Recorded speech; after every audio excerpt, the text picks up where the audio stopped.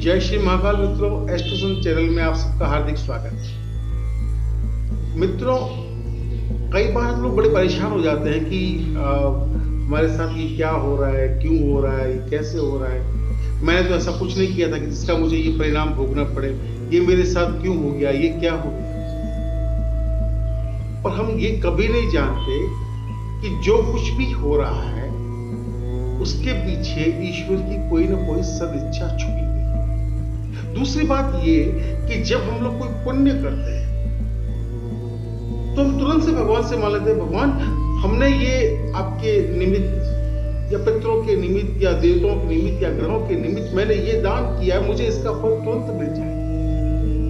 परंतु क्या कभी हम लोग ये बोलते हैं कि हे भगवान, मैंने ये पाप किया, इसका दंड जो है वो तुरंत मुझे मिल जाए? नहीं, कभी नहीं कहते।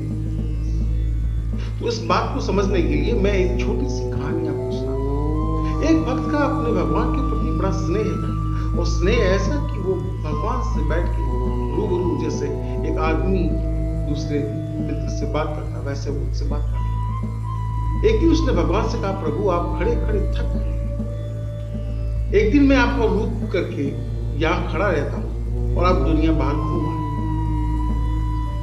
भगवान को उसकी ये बात अच्छी लगी। भगवान ने कहा, ठीक है मैं जाता हूं, लेकिन एक शर्त। बोले, प्रभु क्या?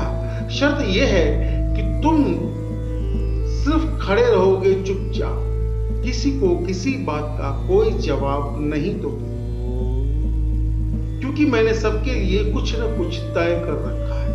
तो तुम उसमें कोई डिस्टर्बेंस पैदा नहीं करोगे, तुम कुछ नहीं बोलोगे, जो जैसा हो रहा है होने देना। शाम को या रात को जब मैं लौटूंगा तब अपनी बात भक्त ने कहा, ठीक है भगवान। भक्त भगवान का रूप धर के उस मूर्ति की जगह खुद खड़ा हो गया और भगवान बाहर घूमने चले। इतने में एक सेठ आया और सेठ ने कहा, हे प्रभु, हे दीनदयाल, हे श्री हरि, मैंने एक नई फैक्ट्री खोली है और मैं चाहता हूं कि मेरी फैक्ट्री बहुत चले, कोई पुलिस का दूसरा झंझट ना आए, कोई नुकसान ना हो, मेरी फैक्ट्री दिन दूनी रात चौगुनी प्रगति करे, मेरे पास धन ही धन हो प्रभु, और मैं आपकी सेवा करता हूं। ऐसा करके उसने प्रभु के श्री चरणों में शीश झुकाया तो उसके जेब में पड़ा हुआ उसका पर्स भगवान के आगे गिर गया।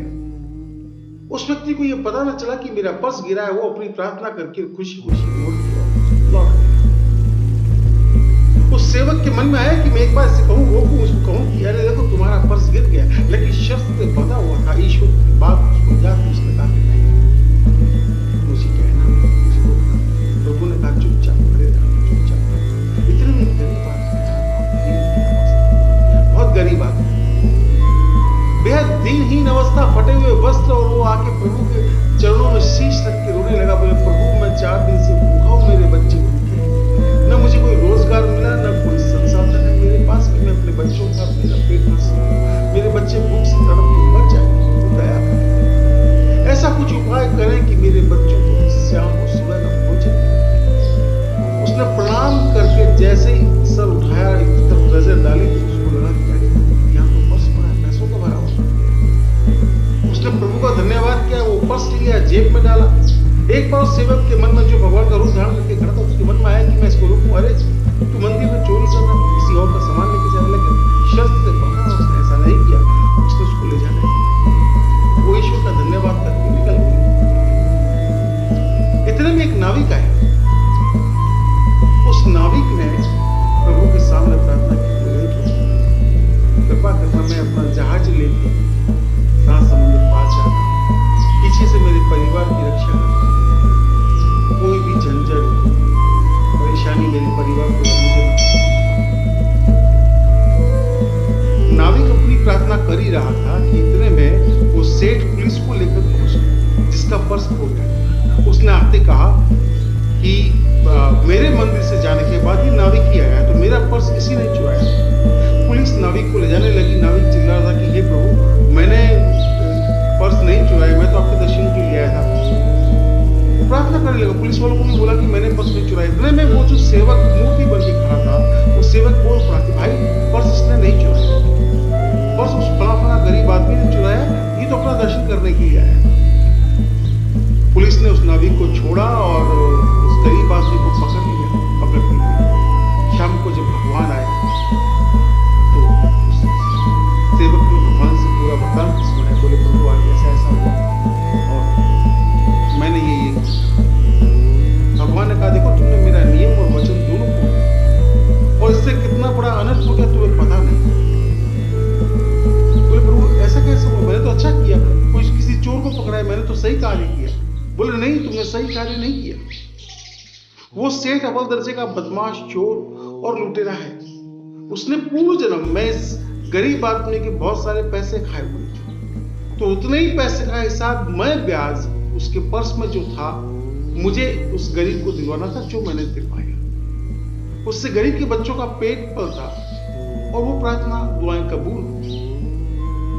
सेठ के इस पैसे के जाने से कोई फर्क नहीं पड़ता। रही बात नाविक की, तो सुनो आज उस समुद्र में बहुत बड़ा तूफान आने वाला है। उस तूफान में उस सेवक का, उस नाविक का मरना तय था।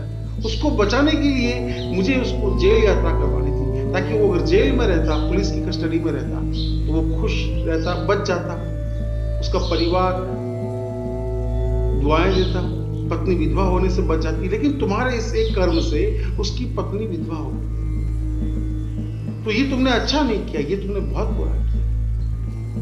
उस सेवक ने अपने कान पकड़े, तो वो आप जो करते हैं अच्छा, बस हम इंसान इस चीज को समझ नहीं पाते। तो इस कहानी से यही एक संदेश मिलता है मित्रों, आप हमेशा ध्यान रखिए। आपके साथ कुछ भी अप्रिय परिस्थिति आ जाए, कोई तकलीफ, कष्ट, पीड़ा, कोई संकट आ जाए, तो ये हमेशा ईश्वर को धन्यवाद करना कि प्रभु ये आपने मेरे अच्छे के लिए ही कुछ किया है। जब भी आप प्रभु के बनाए किसी दंड या वरदान का दुरुपयोग करेंगे या उसको डिस्टर्ब करने की, उस विधि के विधान को डिस्टर्ब करने की कोशिश करेंगे, तो आप ज्यादा भूलेंगे। और जैसे धन्यवाद करेंगे, प्रभु की कृपा बरसेगी, क्योंकि ईश्वर जो करता है अच्छे के लिए करता है। इस तरह की जानकारी के लिए हमारे साथ बने रहें, जुड़े रहें।